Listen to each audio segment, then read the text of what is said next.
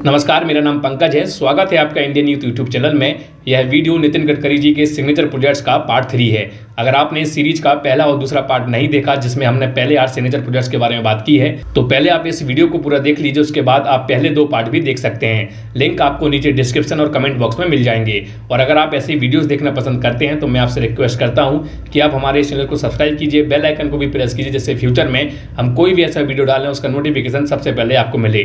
तो चलिए शुरू करते हैं। जैसा कि मैंने आपको बताया कि इस सीरीज के शुरू के 8 सिग्नेचर प्रोजेक्ट्स की बात हम पार्ट 1 और पार्ट 2 में कर चुके हैं, इसलिए इस पार्ट 3 में जो हम शुरुआत कर रहे हैं वो 9वें नंबर से कर रहे हैं। तो 9वें नंबर पर जो सिग्नेचर प्रोजेक्ट आता है वो है ब्रह्मपुत्र नदी पर बना रोड रेल पुल, जिसे बोगीबील ब्रिज भी कहा जाता है। हिमालय से उठने वाली ब्रह्मपुत्र नदी भारत के नॉर्थ ईस्ट के कई हिस्सों से होकर गुजरती है। इससे नॉर्थ ईस्ट के कई हिस्से बुरी तरह प्रभावित भी होते हैं और हम कई दशकों से यही भी सुनते आ रहे हैं कि नॉर्थ ईस्ट विकास के मामले में काफी पीछे है। नॉर्थ ईस्ट में चाहे रोड कनेक्टिविटी हो या रेल कनेक्टिविटी, इन सब में नॉर्थ ईस्ट की बहुत ज्यादा खस्ता हालत है। ऊपर से नॉर्थ ईस्ट चीन बॉर्डर से लगा हुआ क्षेत्र है। आजादी के बाद से यहाँ समय पर डेवलपमेंट का ना होना यहाँ के लोगों की सुरक्षा के साथ साथ पूरे देश की सुरक्षा पर एक बड़ा सवाल खड़ा करता है।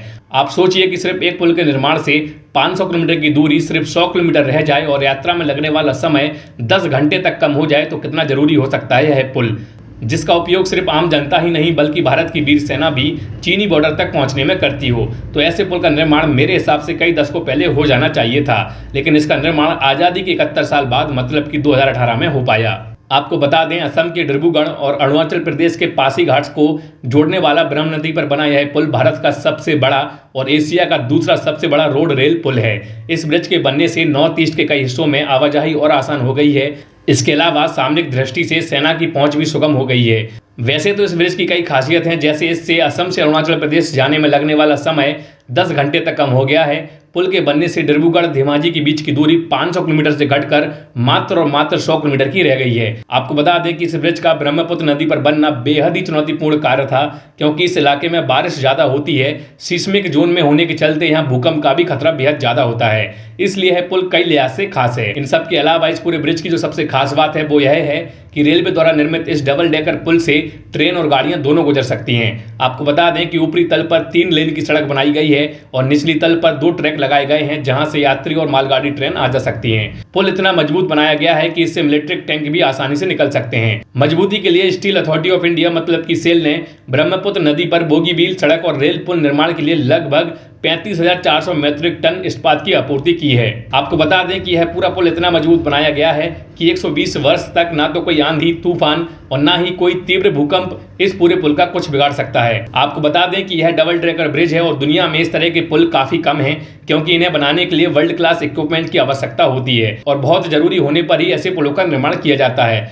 इस ब्रिज का सबसे बड़ा फायदा तो चीनी सीमा पर तैनात हमारी सेना को होता है, क्योंकि अरुणाचल से चीन की लगभग 4000 किलोमीटर की लंबी सीमा लगी हुई है। इस ब्रिज के तैयार होने से सेना अपने टैंक आसानी से बॉर्डर तक ले जा सकती है। इतना ही नहीं, दूसरे सैन्य सामानों के परिवहन में भी होने वाली दिक्कतें अब ना के बराबर होंगी। इसके अलावा हर साल जो भारी भरकम खर्च हवाई मार्ग पर होता था, उससे भी भारी बचत हुई है। आपको बता दें कि अगर यह ब्रिज समय पर बनकर तैयार हो जाता तो शायद हमारे देश का कई हजार करोड़ रुपए भी बच सकता था। इस पुल को बनाने की तैयारी 1997 में की जा रही थी और जब 2002 के बाद इसकी रूपरेखा तैयार की गई तब अनुमानित लागत लगभग 1776 करोड़ रुपए आनी थी, लेकिन समय पर ना बनने के कारण आज यह पुल लगभग 5900 करोड़ रुपए की लागत से बनकर तैयार हुआ है।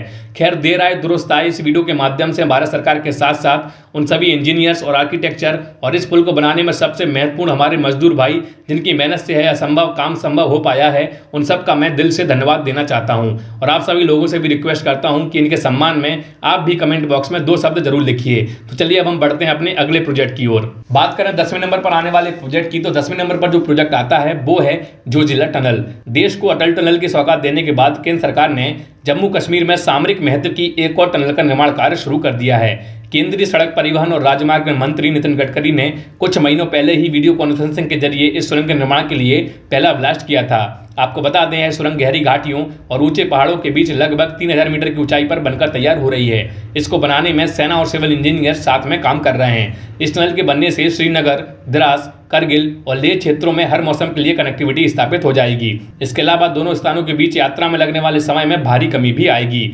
इस टनल के बनने से लैंडस्लाइड की आशंकाओं के बगैर नेशनल हाईवे 1 पर श्रीनगर से लेह के बीच यात्रा की जा सकेगी। इस पूरे प्रोजेक्ट के तहत 14.15 किलोमीटर लंबी सुरंग बनाई जाएगी।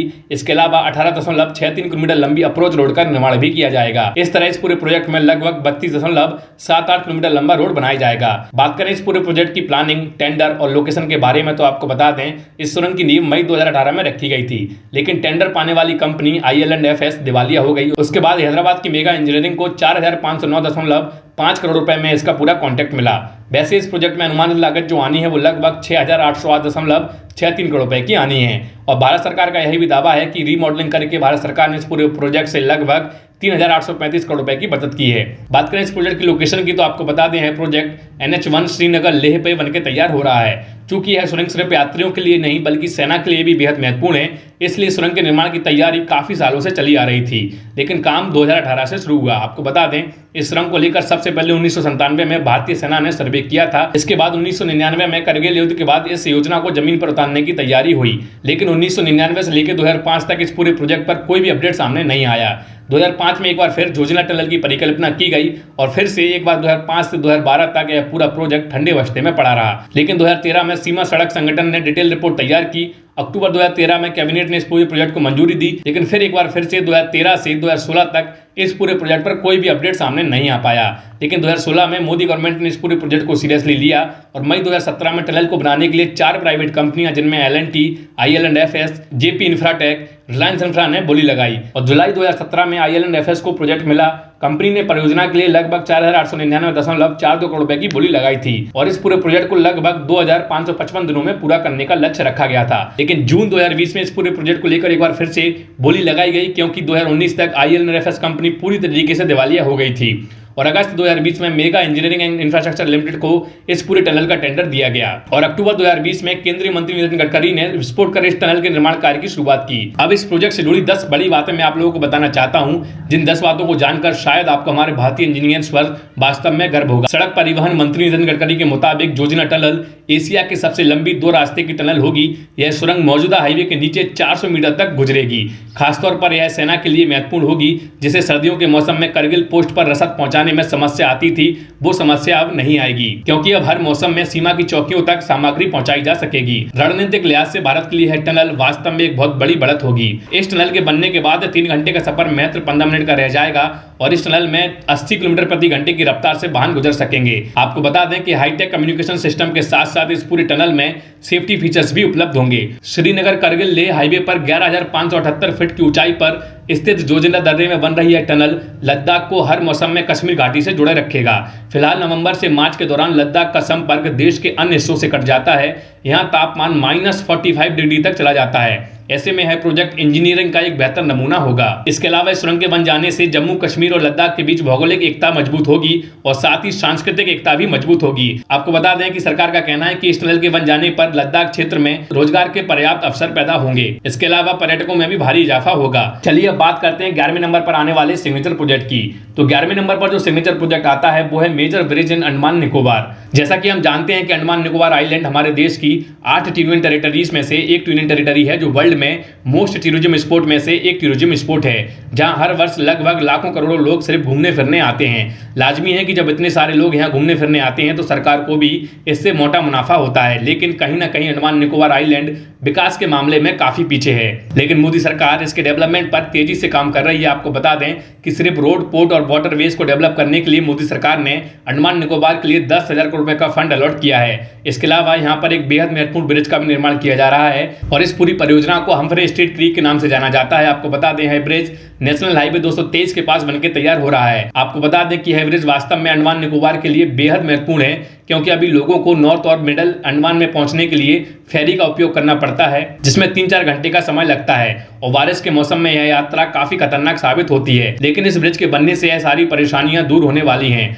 बात करें कि इस पूरे ब्रिज के बनने से क्या क्या फायदे होंगे, तो आपको बता दें इस ब्रिज के बनने से अंडमान निकोबार को एक अच्छी कनेक्टिविटी मिल जाएगी, जिससे यहाँ के लोगों को रोजगार के नए अवसर तो मिलेंगे ही, साथ साथ यहाँ टूरिज्म में भी काफी बढ़ावा होगा, जिससे भारत सरकार को भी फायदा होगा। आपको बता दें इस ब्रिज के बनने से इंटरनेशनल कनेक्टिविटी काफी अच्छी हो जाएगी, क्योंकि इस ब्रिज के साथ साथ यहाँ हाईवेज और सर्विस रोड का भी निर्माण कराया जा रहा है। आपको यही बता देते हैं कि इस ब्रिज की टोटल लेंथ लगभग 1.45 किलोमीटर की होगी और अभी तक इस पूरे ब्रिज का लगभग 90% काम कंप्लीट हो चुका है और जल्द ही आगे का काम भी कंप्लीट हो जाएगा। बात करें इस पूरे ब्रिज में आने वाली लागत की, तो आपको यही बता देते हैं कि इस पूरे ब्रिज में लगभग 202 करोड़ रुपए की लागत आएगी। तो ये थे हमारे नितिन गडकरी जी के 11 सिग्नेचर प्रोजेक्ट। एक बार फिर से आपको बता दूं कि रिमेनिंग जो 8 सिग्नेचर प्रोजेक्ट हैं वो हमने पार्ट 1 और पार्ट 2 में कवर किए थे।